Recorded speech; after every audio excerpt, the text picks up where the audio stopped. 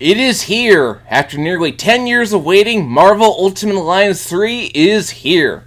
After its surprise announcement at the Game Awards 2018, many were surprised to see that Nintendo was the publisher. Nintendo publishing a Marvel game of all things? Developed by Team Ninja as well? What's going on here? But what's this? The X-Men are back in a main Marvel game for the first time in 7 years? The Fox ban is finally over! Huzzah! Although Disney buying Fox probably had something to do with that happening. But it has been 10 years, so the game does not take place in the same continuity as the original two games, as evidenced by the fact that those games use classic white Nick Fury, while this game uses Samuel L. Jackson Nick Fury, because let's face it, Samuel L. Jackson has pretty much owned the role. Now what can I say about this game as an introduction? Well, I was definitely on board when it was announced because it clearly wasn't going to go for the ugly MCU aesthetic. It works for the movies, but it does not work for video games, sorry. This style is inspired by the comic books, which you should remember, Marvel, is what the majority of your history is comprised of, not your movies. Your movies wouldn't exist were it not for the comics. Like always, we're starting off with the story, so skip to this time in the video if you don't want to be spoiled. So the plot opens with the Guardians of the Galaxy exploring the universe. Yeah, back when the first two games came out, these guys were basically nobodies in the Marvel Universe, C-listers at best. It's amazing what a well-received movie can do for comic book characters. So the plot starts off with the Guardians confronting Nebula. But they come across the Infinity Stones, and Star-Lord uses the stones to warp them to Earth, ending up on the raft where they run into Spider-Man. This chapter is mainly a Spider-Man focused chapter since you encounter Spider-Man characters in Rogue's Gallery. Fortunately, this is where Nick Fury calls in the cavalry. Measure your weapons later, boys. If we want to survive this, we do it as a team. So then comes the part where you recruit Venom to the team. Usually. He may seem lethal, but when the world really needs him, he always chooses to protect it. Be that as it may, I prefer Venom as a villain. You also recruit Miles Morales, Spider-Gwen, and Miss Marvel, 3 characters who didn't even exist when the original 2 games came out. Actually, why is it Miss Marvel now? I thought that was Carol Danvers' superhero name. Now she goes by Captain Marvel. What happened? So after an early tease with Luke Cage, the heroes confront the Green Goblin, who is the boss of the raft. Green Goblin uses the Time Stone to his advantage, but upon seeing what's really going on behind the scenes, Norman promptly loses his mind.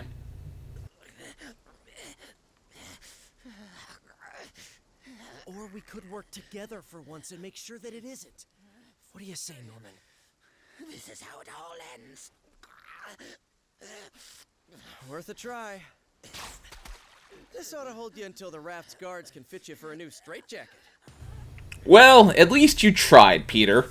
But the important thing is the heroes had the Time Stone in hand, and now it's Star-Lord who steps up to the task and dare the heroes to be badasses.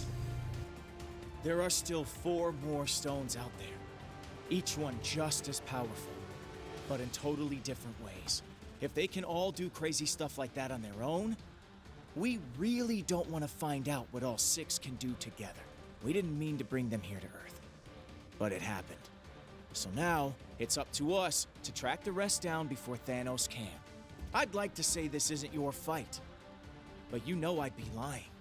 We need you. All of you. Hell, probably about 20 more of you. But we'll take what we can get. And together, we'll make sure that there is no way in this galaxy or any other that a tyrant like Thanos will... Really? Come on, man. I only get to make speeches like that once. Twice a year, tops. Sorry. Or we can show him absolutely no respect. Yeah, that works too. The third chapter mainly covers the Defenders side of the Marvel Universe. It's called Shadowland, so you have to go through the Hand, which are the Ninja Clan of the Marvel Universe. Fun fact, the Foot Clan from the Teenage Mutant Ninja Turtles universe was a parody of the Hand. No? Don't care? Too bad, I thought I'd mention it. So you get to meet Iron Fist, Daredevil, and Elektra. Who gets brainwashed by the Hand? I mean, that always happens, doesn't it? Of course, fighting Bullseye is pretty standard of the mill, But the big boss is Kingpin, who doesn't really have an Infinity Stone, but the manner in which you beat him is pretty badass. I'm afraid your deal's been canceled, Fisk. No refunds. The fourth chapter is in Avengers Tower, so the main villain is Ultron. Come to think of it, the Avengers really barely spent any time here in the movies, didn't they? Avengers assemble, baby! You are such a nerd. Kids. Vision shows up in this chapter. Why is he an NPC? He should be playable. Then again, I guess he's like Martian Manhunter. This chapter is a long climb up Avengers Tower, and you get introduced to Hawkeye and Wasp, who is actually Janet Van Dyne Wasp, while Ant-Man appears as an NPC, and is Scott Lang instead of Hank Pym. That's a little odd. Ultron reboots into Ultimo. Now, why did Ultimo never show up in the MCU? Maybe he still will. The fifth chapter is at the Xavier Institute. So finally, the X-Men are getting some love. The Sentinels are attacking, and we get Cyclops and Colossus joining the battle, but apparently they're going to be free updates on August 30th. Sure. Nightcrawler and Psylocke join the party here. Beast appears, but just as an NPC. I'm guessing he might be part of the X-Men DLC pack later this year. Things go south when Magneto shows up with Juggernaut and Mystique.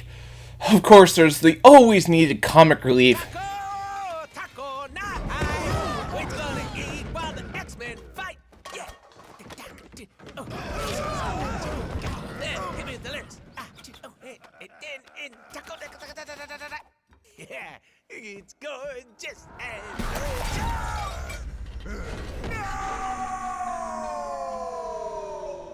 Whatever the case, the X-Mention gets absolutely trashed in this chapter. Of course, that's really nothing new. Magneto agrees to join the team, but the end finally serves to show just how powerful the Black Order are, because the team has to just run when they fight them. The heroes have to evacuate, and the Scarlet Witch sends them to the Dark Dimension. The sixth chapter is the Dark Dimension, which introduces us to characters like Elsa Bloodstone from, yeah, do I have to know every Marvel character? Ghost Rider shows up, and Doctor Strange appears because this is a magic chapter, and the villain is Dormammu. Unfortunately, there is no Dormammu, I've come to bargain here. It's just a focus on the supernatural heroes in the Marvel Universe. Which reminds me, I'm really looking forward to Doctor Strange in the Multiverse of Madness. That's going to be awesome. The seventh chapter is the Inhumans chapter, and it's really short. No, seriously, this section of the game is over with in about 10 minutes. The main purpose of the chapter is to introduce you to Thane, who is Thanos' son. Didn't know he had one, but chances are it wasn't a good relationship knowing Thanos. Maximus is the boss and he's dealt with rather easily, so yeah, this whole section is very short. But it's time for plot as the Winter Soldier is attacked. Now it's time to go to Wakanda, and we get introduced to AIM soldiers. Storm and Black Panther show up in this chapter because it makes sense.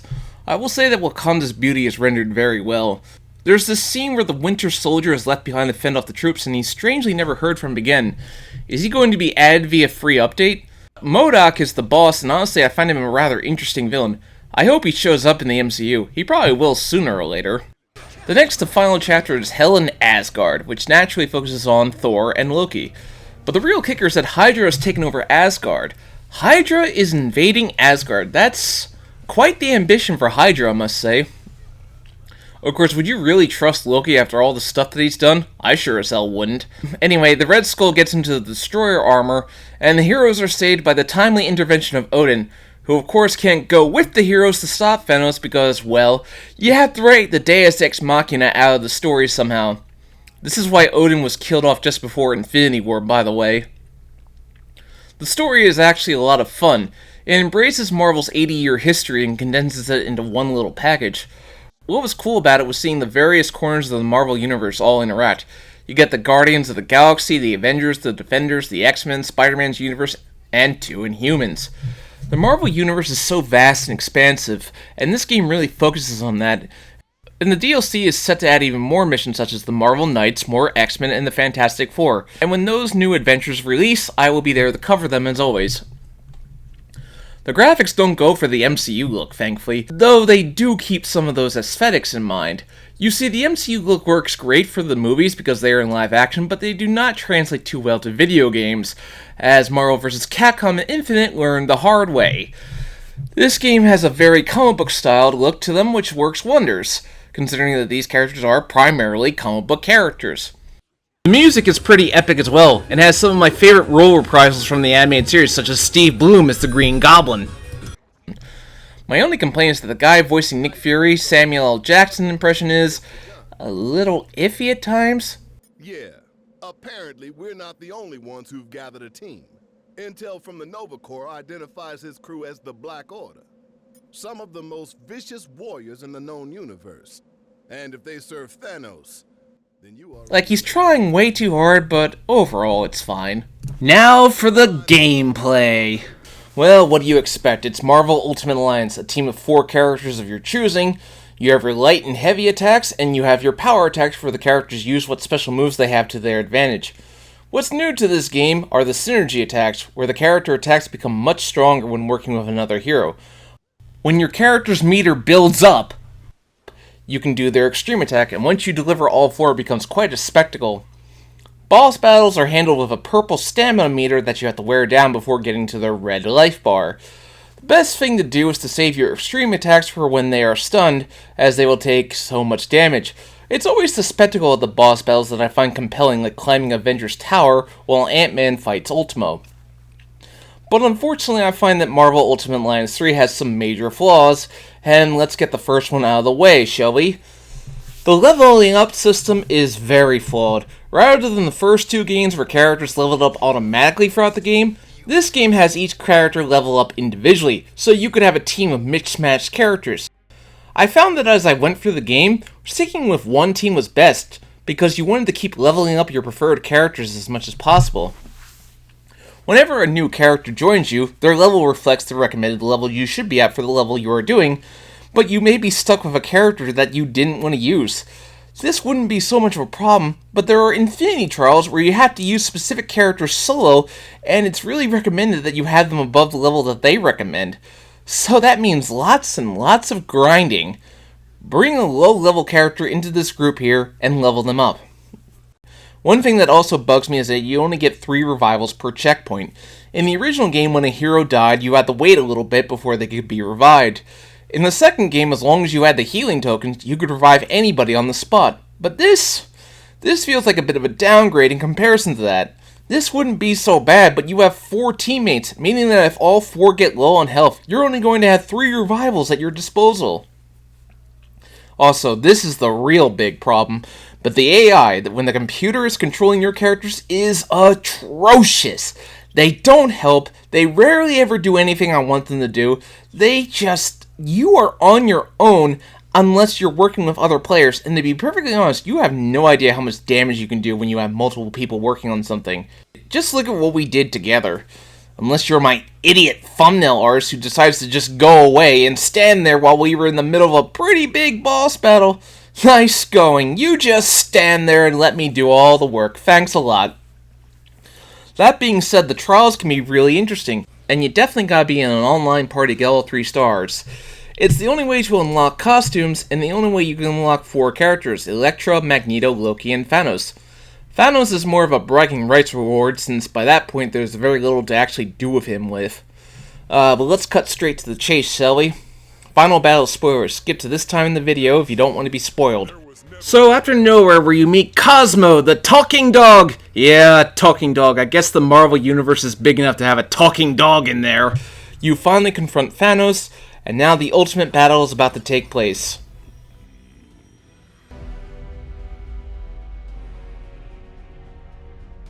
You have come a long way just to die. Then I guess it's a good thing we have different plans.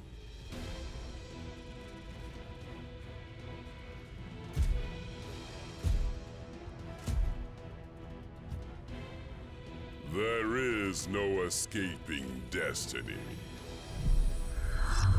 Your fate is written in the stars. If it is,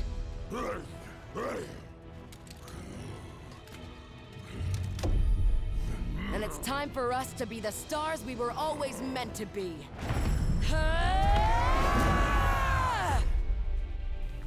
Yeah. And the final battle against him is surprisingly pretty easy.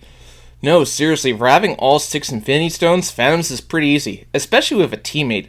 Although he does throw everything he's got you, so you beat him and you think the game's over, right? This is not how it ends. For once you are correct, Father. You may have dreamed of oblivion, but madness clouded your vision. Thankfully, I can see what you couldn't.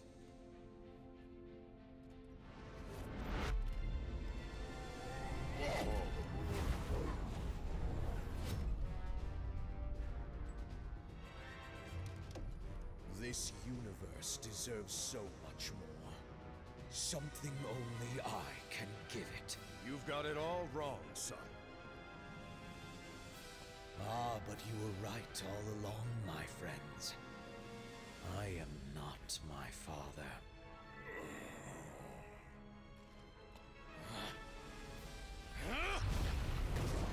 I am something far better. So now the final boss is really Fane and Thanos is helping you. Well, that's, gotta admit, I didn't see this coming. This battle is tough. Fane throws everything he's got at you, and even when you think you've won, he revives with just a little bit of health, and this... Oh my god, that was tense. But finally, the battle is won, and Thanos sacrifices himself to defeat Fane. That's surprisingly altruistic of him. Or was he really doing it for good purposes? The heroes split up the Infinity Stones because surely nothing bad will ever happen again. Oh man, if there's a 4, they gotta bring Galactus into the fray. So that's Marvel Ultimate Alliance 3. It's a good game, but not a great game. But it's got a lot of content, and it's a lot of fun to play with friends. I only recommend it if you're a Marvel fan. So to wrap this up, I say, yeah, get Marvel Ultimate Alliance 3 if you're a Marvel fan. It'll buy us enough time to figure out how to stop these crazy things for good. And if not, well, we can always do this whole team-up thing again, right?